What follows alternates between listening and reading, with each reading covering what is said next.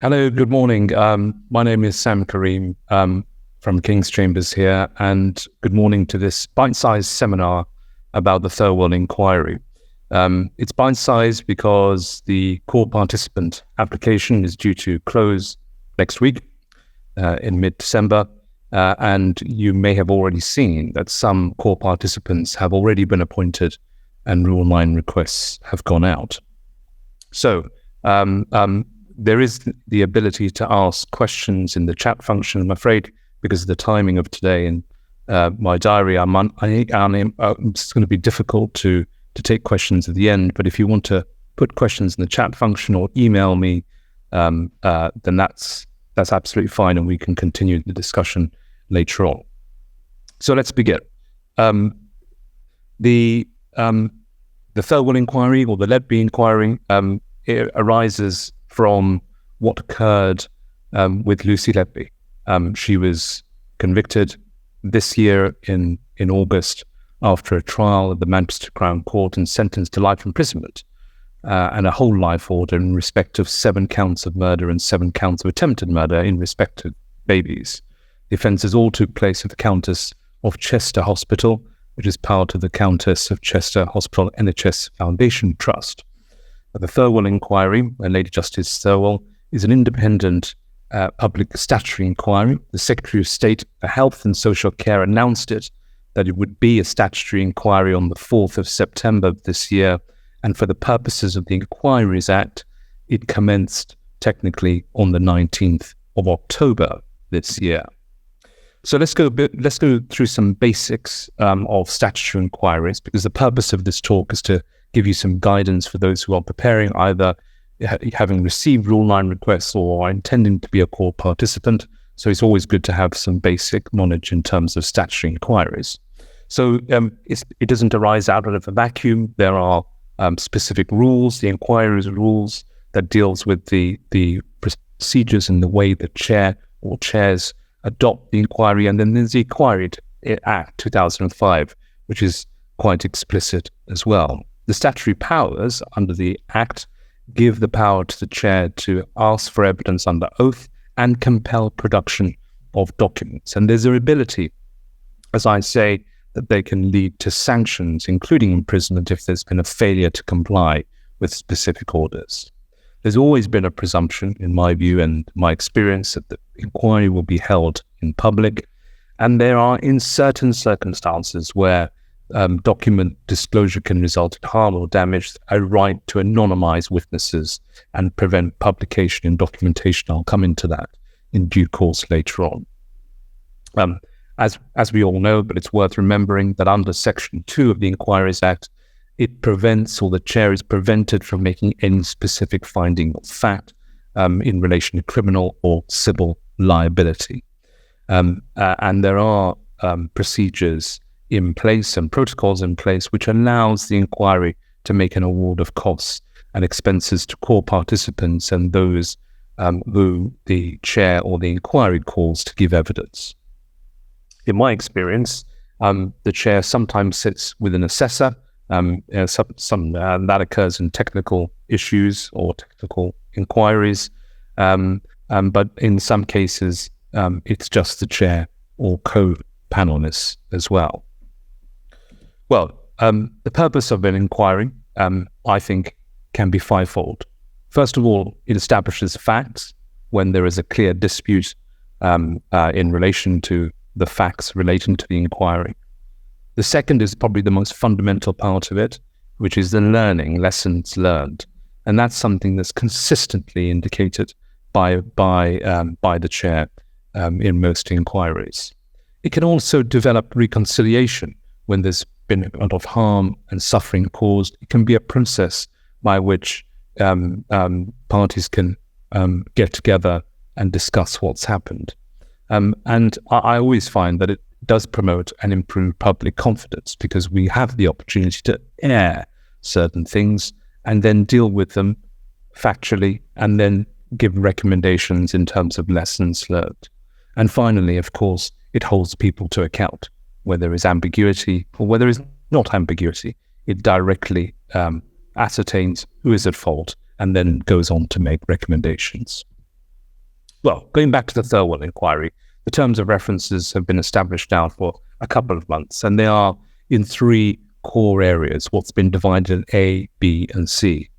A is about the experiences of the hospital and other relevant NHS services of all parents of the babies named in the indictment. So all those babies named in the indictment, it's their experiences, their parents' experiences, their families' experiences in terms of what happened at Countess of Chester Hospital. Excuse me.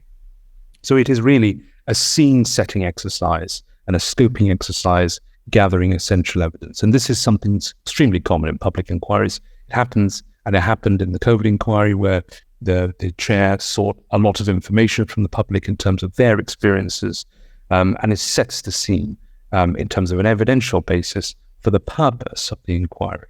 So that's part A, an important aspect. Part B and Part C are probably the most important aspects in terms of public bodies. B talks about the experiences of others, but fundamentally the conduct of those working at Countess of Chester Hospital, including, as it says, board members, managers, doctors, nurses, and midwives, with regards to the actions of Lucy Letby while she was employed as a neonatal nurse, and including, and I've highlighted the most important parts here, whether suspicion should have been raised, whether she should have been suspended earlier, and whether the police and other external bodies should have been informed sooner of the suspicions about her. Then goes on to say, and I highlight again, whether the responses to those concerns when they were raised, what was done about it, and who it was informed to. And finally, whether the trust culture, management, and governance structures and processes contributed to the failures to protect the babies from Lucy Letby. So these are quite extensive, in my view, concepts or areas that are to be investigated, not only considering the conduct of those working at the Countess of Chester Hospital, which is a wide-ranging remit from board members, nurses, doctors, and midwives, the actions of others, whether things should have been done before, were they done before, and if they were, why didn't it result in action? And did the trust culture, management, and governance contribute to the failures of removing her before? So the quite wide-ranging concepts there. C, the final terms of reference, is a general consideration of NHS management and governance. So whilst B is considering specifically what happened in the hospital, C is much broader. And as I say, it's going to look at the effectiveness of NHS management, governance structures and processes, external scrutiny, including, for instance, the Midwifery Council, GMC, professional regulations, let's say, in keeping babies safe in hospital and well looked after, and whether the changes are necessary in the future, including how accountability is taken into account, and whether there's a general issue about NHS culture. So as I say, broad issues, wide-ranging, and the possibility in the recommendations for wholesale reconsideration in terms of how professions, including midwives, clinicians, nurses, are governed, their regulation, and whether there needs to be any improvement. So wide-ranging. Unlike other public inquiries, and specifically, to give an example, in the COVID inquiry, we had the terms of references, and then we had another document which gave a bit of guidance. Here, there is a non-exhaustive list of questions which the chair draws from the terms of reference to demonstrate the type of things that she's going to be looking at in A, B, and C. And I've just drawn 3 as examples. So question 12 was what concerns were raised, when it was, when about the conduct of Letby, by whom they were raised, and what was done. So squarely fitting into terms of reference B. When was consideration given to reporting Letby to the police? When was she in fact reported to police, and by whom? And finally, as an example, question 26, what information, if any, was provided to the GMC, and what information was requested by the GMC? So you can see that the final example question at 26 straddles between B and C. Really good annex to ascertain the type of questions that the chair is going to be considering in the inquiry. So, having undertaken the kind of basics of a statutory inquiry and the terms of reference in this inquiry, one of the purposes of this short seminar is to assist those who are involved or to be involved in the inquiry in terms of the preparation and in particular the request for evidence.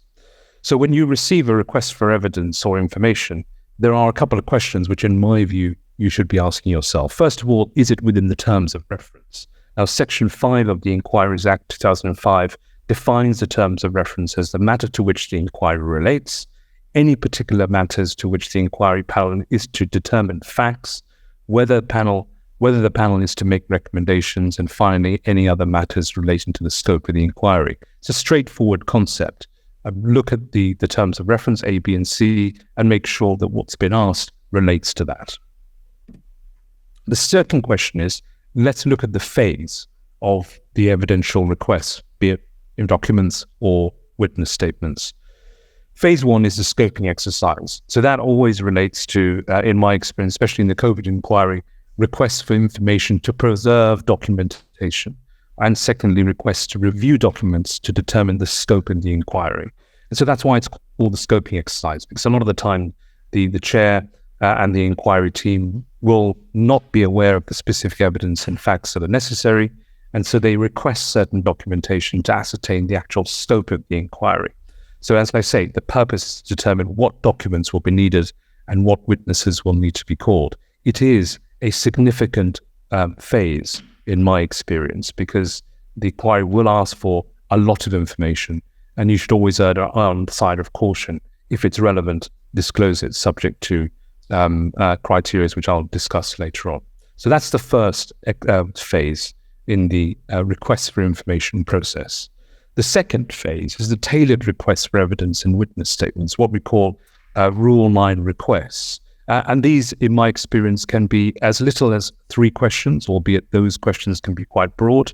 And they can be as detailed, certainly in my experience in the COVID inquiry, acting for one central government department, questions which lead up to 250 questions, which are detailed not only in respect of what they're asking, but also asking for further information.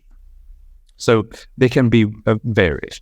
In my experience, they can ask you to comment on material they've gathered in the scoping exercise and comments made by other witnesses in witness statements. So it can be relatively wide-reaching in that respect. But finally, it can also ask you to comment on the production of material and discussions with experts. Now, if experts are instructed by the chair, which inevitably will be in this case, they may ask you, what do you think about this? And you're going to have to respond. So as I say, Rule 9 requests can be quite significant and wide-ranging. The third question is practical considerations.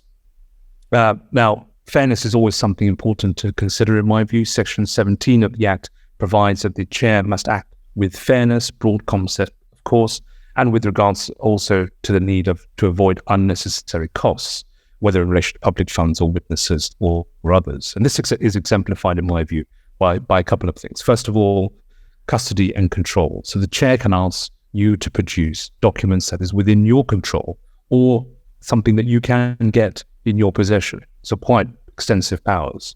You have the ability to refuse disclosure under Section 21, but it's quite codified and it's quite limited. Section 21 4A provides that you can not comply if, for instance, it's unreasonable for you to comply. Goes on to subsection B.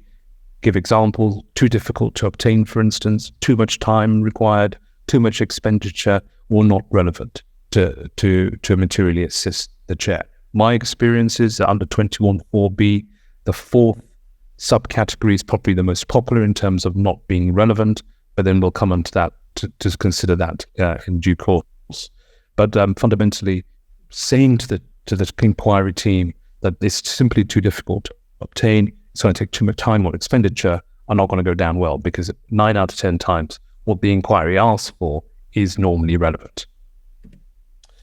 Other grounds for refusing disclosure are privilege. Under Section 22, provides that the inquiry can't require someone to provide a document that he would not be required to do so in a UK court. So the net result of that is that both legal privilege and litigation privilege applies. But there have been cases, especially in the blood inquiry of recent, where decisions have been made to waive privilege. So that's something that needs critical analysis and perhaps another talk in itself. Public interest immunity is another one under Section 22(2). So you can sometimes, in certain circumstances, withhold information if it's going to cause real damage or real harm to the public interest. And those can relate to categories such as national security, diplomatic relations, and the list goes on. Quite rarely used, and I doubt very much it will be used in this inquiry. So going back now, having considered what preparation requests, what preparation guidance I could give, as it were, in terms of requests for evidence, going back to the opening statement that the chair made on the 22nd of November to get a bit of a feel as to what's happening. And this is what I picked up having listened to it. It's clearly going to be divided into three sections, A, B, and C. We've considered those under the terms of reference. The chair indicated that there have been many inquiries over the last 13 years, including Beverly Illett, who was related to Grantham Hospital in the 1980s, where similar circumstances happened. Children, babies were murdered. She wants to look at what recommendations were made after those inquiries. If there were inquiries, if there were independent reports, what were the recommendations? Were they followed? And why were they not followed? That's something she wants to look at. Definitely made indication that there would be expert evidence in the inquiry, which is something which I would have expected, and it's quite common. Quite interestingly, she has sent detailed questionnaires already to all neonatal units in every hospital in the country, and asked medical director and a non-clinical manager to complete. Just jumping one bullet point, she's also were about to send surveys to doctors, midwives, and nurses, all confidential, anonymized, asking questions about the culture of neonatal units. And just jumping back one, she's actually made a specific recommendation to all neonatal units to have CCTV cameras installed if they're not already there. And she's already indicated that a request for information has been sent already to 20 organisations, and witness statement and material has already been sought. So quite a lot has happened since the commencement of the inquiry. 2024 is the commencement of the hearing, and September in particular is the date that was given. And the justification for that date, because some have said that why is it starting later than it should be, is that the police team are still investigating the actions of Lucy Letby. The police are continuing to investigate any corporate manslaughter investigation or charge that may be brought against the hospital. Letby herself has asked permission to appeal conviction, which is to be determined in spring of next year.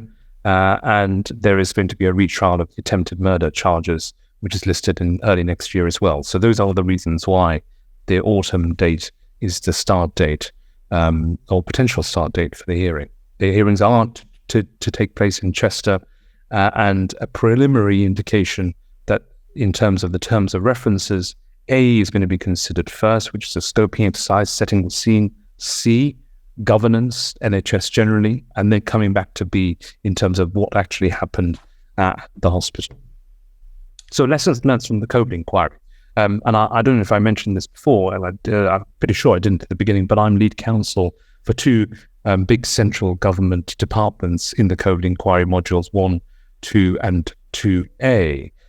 So my experience is quite varied in terms of what's happened and what is happening in the COVID inquiry. And so what are the lessons learned that we can import from the COVID inquiry, which obviously is larger, but the issues are significant, and what lessons can we import into this Thirlwall inquiry? Well, the first thing is electronic communication, WhatsApp. It's on all headlines over the last 12 months in terms of the COVID inquiry, the deletion of WhatsApps, the inability to find WhatsApp. So WhatsApp communication, retain is my advice. And that just does not relate to WhatsApp. It's any electronic communication. because it can relate to emails or other platforms that are used to communicate to individuals. Document preservation notices may be issued by the chair if she's not already done it.